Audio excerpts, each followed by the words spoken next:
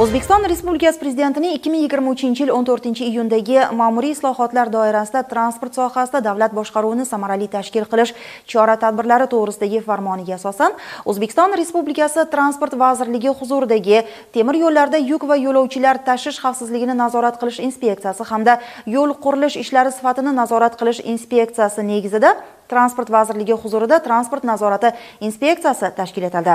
Bugunga kelib inspeksiya transport xizmatlari bilan bog'liq qonun buzilishlarini aniqlaydi va choralar ko'radi.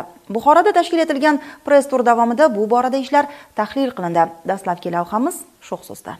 Transport nazorati inspeksiyasi avtomobil va suv transportida nazorat Buxoro viloyat hududiy bo'limi hamda yo'l harakati xavfsizligi boshqarmasi hamkorligida joriy yilning o'tgan davri mobaynida 707 marotaba reyd tadbirlari o'tkazilib, huquqbuzarlik sodir etgan shaxslarga nisbatan 7276 ta ma'muriy bayonnomalar rasmiylashtirilgan.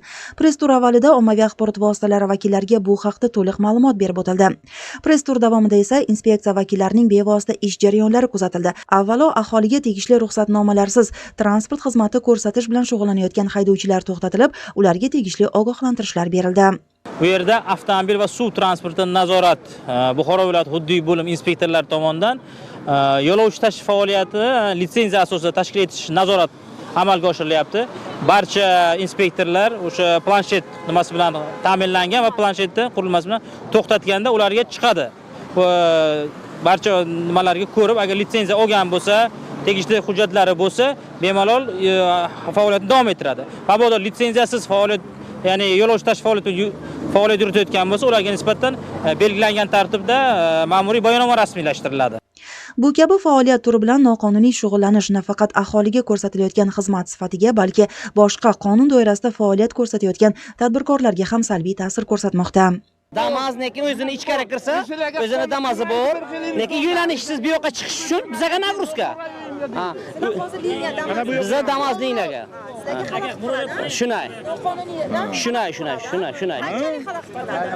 Endi qalay desam, ko'paygan yo'lanishsiz yuriydi. Ishga kelyapsiz, biz masalan xodim ishga kelyapsiz, papitni olib kelaverasiz-da.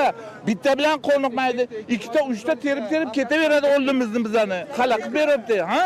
Inspeksiya faoliyati doirasiga hududlarda amalga oshirilayotgan yo'l qurilishlari sifatini nazorat qilish ham kiradi. Shunga ko'ra, press tur ishtirokchilari viloyatda olib borilayotgan yo'l qurilishi obyektlari va ularda ish sifati bilan tanishtirildi. Bu obyektlarni, shu qurilish jarayonlarini, keyin qurilish boshlanganidan foydalanishga topshirilgunga qadar nazorat ishlarini olib boramiz. Keyin foydalanishga topshirilishda ham qatnashamiz bevosita. Sifatsiz ishlar aniqlansa, o'shani to'lovga qabul qilmaslik choralarini ham ko'ramiz.